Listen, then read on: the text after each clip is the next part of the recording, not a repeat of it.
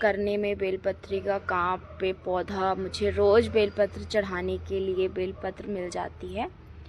तो आप सभी जानते हैं कि गुरुजी ने कहा था कि ऐसी जगह से मिट्टी लानी है जो शुद्ध और पवित्र जगह हो, जहाँ पे मिट्टी साफ़ सुथरी हो, गंदी ना हो। तो देखिए आज के समय पर साफ़ सुथरा मिट्टी कहाँ पर मिल सकती है। तो हमने भी नॉर्मली खेत से मिट्टी लाई थी, बट अगर आपके पास ऐसा बेलपत्री का पौधा लगा है या समी का पौधा लगा है, तो आप क्या कर सकते हैं कि 8-10 दिन पहले से ही आप इसमें मिट्टी लाकर डाल दीजिए या 2-3 दिन पहले लाकर डाल दीजिए। जिससे क्या होगा, आपके खेत से या जहाँ से भी आप मिट्टी लाए हैं वो मिट्टी लाकर आप, अगर ये बहुत ही पवित्र पौधे माने जाते हैं, तो अगर आप इन पौधों के नीचे गमले में ये मिट्टी डाल देते हैं तो ये मिट्टी भी आपकी बहुत ज़्यादा पवित्र हो जाती है, जो कि पार्थिव शिवलिंग निर्माण के लिए बहुत ही शुभ और बहुत ही अच्छी मिट्टी मानी जाएगी। तो इसलिए मैंने इसमें 10 दिन पहले से ही यहाँ पे पूरे मिट्टी भर दी थी, ताकि मैं कल जब ऑनलाइन पार्थिव शिवलिंग पूजन के लिए पार्थिव शिवलिंग बनाऊँ तो मैं यहाँ से ही मिट्टी निकाल लूँ।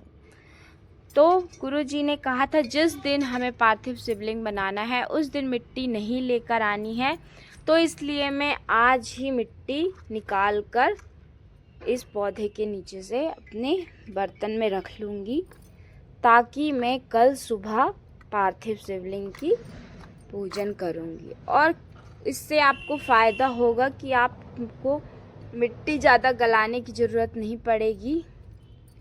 तो पेड़ में जब आप पानी डालोगे तो आपको बढ़िया से गीली गीली मिट्टी मिल जाएगी, जिससे आपको पार्थिव शिवलिंग बनाने में बहुत ही आसानी होगी। तो आप सब देख सकते हैं मेरी मिट्टी कितनी बढ़िया से यहाँ पे फूल गई है। तो ये देखिए, ये मैंने बेलपत्री के पौधे के नीचे से मिट्टी निकाल ली है और थोड़ी सी मिट्टी मैं अपनी समी के पेड़ के नीचे से भी ले लेती हूँ, जिससे कि मुझे दोनों वृक्षों के नीचे की मिट्टी से पार्थिव शिवलिंग बनाने का पुण्य फल मिल सके।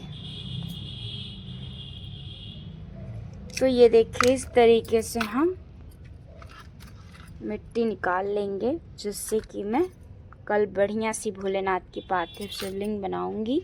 मिट्टी ला रहे हैं, लेकिन आप किसी भी पवित्र वृक्ष के नीचे वो मिट्टी डाल दे रहे हैं तो वो मिट्टी अपने आप पवित्र हो जाएगी, क्योंकि कहते हैं ना कि जैसी संगत में इंसान रहता है वैसे ही संगत में वो ढल जाता है।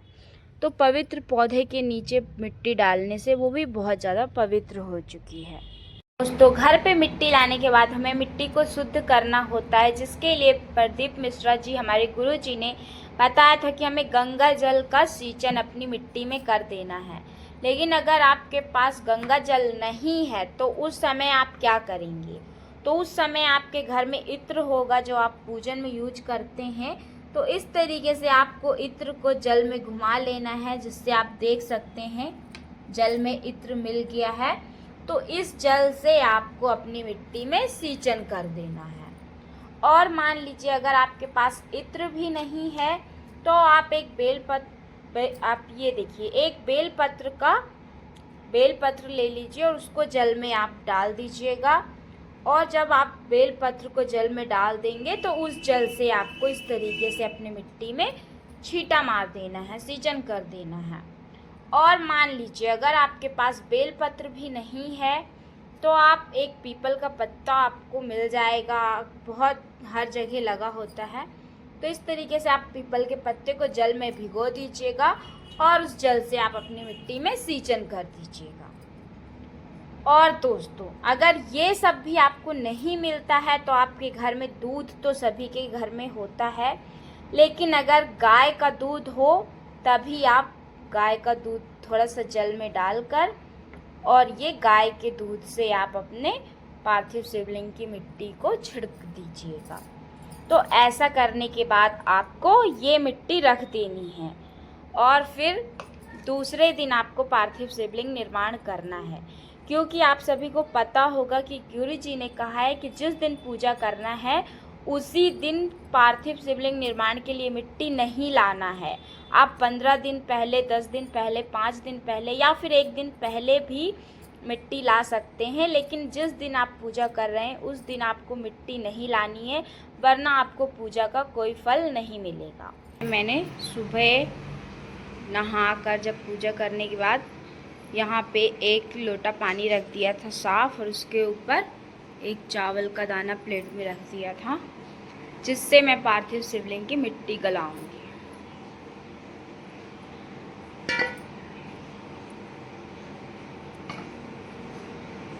तो चलिए चलते हैं पार्थिव शिवलिंग बनाने। तो फ्रेंड्स, यहाँ पे देखिए, मैं कल ही मैंने मिट्टी निकाल लाई थी गमले से, और इसमें गंगा जल छिड़क के रख दिया था। और यहाँ पे मैंने सुबह जो 1 लोटा जल रखा था, प्लेट के नीचे एक चावल का दाना रखकर प्लेट के ऊपर, तो ये जल है जिससे मैं मिट्टी को गलाऊंगी। और यहाँ पे मैंने दूध और घी ले लिया है मिट्टी में मिलाने के लिए, और यहाँ पे गंगा जल भी मैंने ले लिया है, इसमें मैं गंगा जल रखती हूँ। तो दोस्तों, सबसे पहले अगर आपके घर में कोई बहुत ज़्यादा बीमार है, या कोई बीमारी बहुत सालों से या कुछ महीनों से किसी भी घर के सदस्य को परेशान कर रही है, ठीक नहीं हो रही है, और आप उस रोग मुक्ति के लिए पार्थिव शिवलिंग की पूजन करना चाहते हैं, तो उसके लिए आपको क्या करना है, तो गुरु जी ने बताया है कि रोग मुक्ति के लिए जब आप पार्थिव शिवलिंग का निर्माण करें तो उसमें आपको एक दुर्वा ले लेनी है। ये जो गणेश जी को दुर्वा चढ़ती है, हर जगह लगी मिल जाती है। तो ये जो दुर्वा आप देख रहे हैं, इस दुर्वा को आपको क्या करना है, जिस भी आप जो जल गलाने के लिए मिट्टी आपने जल रखा था, उसमें आपको ये दुर्वा डाल देनी है। और रोग मुक्ति के लिए आपको दुर्वा वाले जल से पार्थिव शिवलिंग की मिट्टी गलाकर फिर आपको पार्थिव शिवलिंग बनाना है। तो ये देखिए, इस तरीके से आप दुर्वा डाल दीजिएगा, और फिर इसका जल आप अपनी मिट्टी में डालकर पार्थिव शिवलिंग बनाइएगा। तो दोस्तों, रोग मुक्ति के लिए आपको दुर्वा का प्रयोग करना है।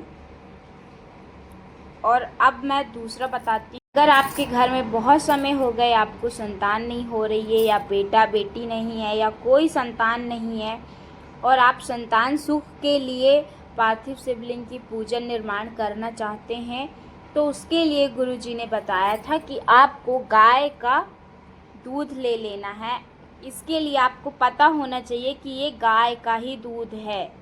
बाकी आप कोई भी दूध प्रयोग करते हैं तो उससे कोई फल नहीं मिलेगा जब तक कि वो गाय का दूध नहीं होगा। तो इसके लिए आपको गाय का दूध मिट्टी में मिला लेना है, और फिर थोड़ा सा जल मिला लेना है, और फिर आपको पार्थिव शिवलिंग का निर्माण करना है। तो दूध मिलाकर जब हम पार्थिव शिवलिंग का निर्माण पूजन करते हैं तो उससे हमारे घर में वंश की वृद्धि होती है, संतान की प्राप्ति होती है। तो दूसरा नियम ये था। और अब मैं आपको ये तीसरा वाला बताऊंगी कि तीसरी कौन सी चीज़ आपको मिलाकर पार्थिव शिवलिंग की मिट्टी गलानी है, जिससे आपकी कोई भी मनोकामना पूरी होगी, या आपका कोई लक्ष्य है, आप उसे बहुत समय से प्राप्त करना चाहते हैं। तो जैसे अगर आपकी कोई नौकरी नहीं लग पा रही, आप कोई इंटरव्यू देना चाहते हैं, बहुत समय से नहीं हो पा रहा है, या आपके बच्चे कोई परीक्षा में पास होना चाहते हैं, ऐसा कोई अगर आपका लक्ष्य है, तो आपको पार्थिव शिवलिंग में चंदन मिलाकर पानी में, उस पानी से पार्थिव शिवलिंग की मिट्टी गलानी है। तो अगर आपके पास चंदन की लकड़ी हो तो वो ज़्यादा सही रहेगा। आप उसको घिस कर उसको जल में मिलाकर पार्थिव शिवलिंग की मिट्टी को सान लीजिएगा। तो यहाँ पे मेरे पास ये वाला चंदन है, तो मैं यही डाल रही हूँ। तो उसके लिए आपको ये चंदन वाले जल से पार्थिव शिवलिंग की मिट्टी को गलाना है, जिससे कि आपका बच्चा अगर एग्ज़ाम दे रहा है या आपका कोई लक्ष्य है तो वो आपको पूर्ति होगा। घर में किसी का भी शुभ विवाह नहीं हो पा रहा है और वो पार्थिव शिवलिंग इसलिए निर्माण कर रहे हैं कि उनके घर में उनके बच्चे बच्ची की शादी हो जाए, तो उसके लिए आपको गाय का घी मिट्टी में मिला लेना है।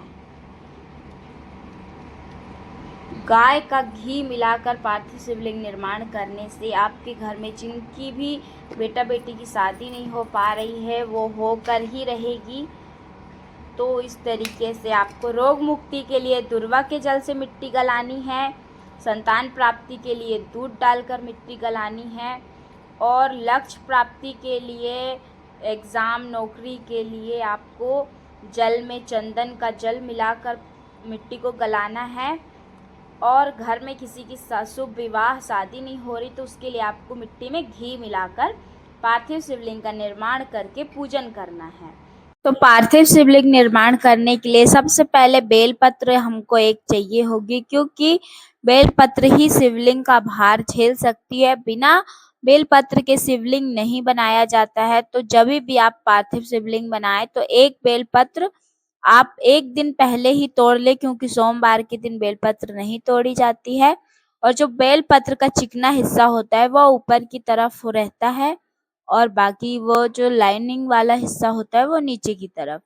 और जो ये बीच की लंबी वाली जो पत्ती है उसकी तरफ जलहली का मुंह रहेगा और पीछे की दो पत्तियां हैं उस पर पार्थिव शिवलिंग का पार्थिव लिंग रहेगा। तो सबसे पहले आपको लिंग आकृति बना लेनी है, उसके बाद ही आपको नीचे का जलहली बनानी है। तो यहाँ पे देख सकते हैं मैंने लिंग की आकृति बना ली है, उसके बाद ही मैं पार्थिव शिवलिंग के नीचे जलहली बनाऊंगी। और जिस तरीके से मैं बेलपत्र के ऊपर रख रही हूँ उसी तरीके से आपको रखना है। तो इस तरीके से हमारी पार्थिव शिवलिंग बन जाएगी और फिर उसके ऊपर आप जलहली के ऊपर पार्थिव लिंग रख के चिपका के और फिर आप अच्छे से पार्थिव लिंग को जैसा भी और कुछ बनाना चाहते हैं तो बना सकते हैं। तो यही थी पार्थिव शिवलिंग बनाने की सही विधि। तो दोस्तों अगर आप पार्थिव शिवलिंग बना रहे हैं तो आप एक बात का और विशेष ध्यान रखिएगा कि आप अपने वर्ण के हिसाब से ही पार्थिव शिवलिंग का कलर रखिएगा, क्योंकि ब्राह्मणों को सफ़ेद शिवलिंग की पूजा करनी चाहिए, वैश्य को पीली कलर की मिट्टी के शिवलिंग का पूजन करना चाहिए और क्षत्रिय को लाल मिट्टी का और शूद्र को काली मिट्टी का। तो आपको ये विशेष ध्यान रखना है। तो अगर आप ब्राह्मण हैं तो आपको सफ़ेद कलर से शिवलिंग को पोत लेना है और अगर आप वैश्य हैं तो आप उस पर हल्दी का लेपन कर सकते हैं और अगर आप क्षत्रिय हैं तो आप उसमें लाल चंदन अबीर से लाल कलर कर लीजिएगा। और काली मिट्टी तो वैसे आप शूद्र हैं तो काली मिट्टी तो रहती ही है। तो इस तरीके से आपको पार्थिव शिवलिंग पूजन करेंगे तो आपको पूर्ण फल की प्राप्ति होगी। श्री शिवाय नमस्तुभ्यम, हर हर महादेव। आप सभी को श्रावण माह की बहुत बहुत शुभकामनाएं, श्रावण की शिवरात्रि की बहुत बहुत शुभकामनाएं। तो दोस्तों अगर आपको मेरी वीडियो अच्छी लगी हो तो चैनल को लाइक सब्सक्राइब ज़रूर करिएगा और ज़्यादा से ज़्यादा शेयर करिएगा। तो ऐसी ही आपको इन्फॉर्मेटिव वीडियो मिलती रहेगी।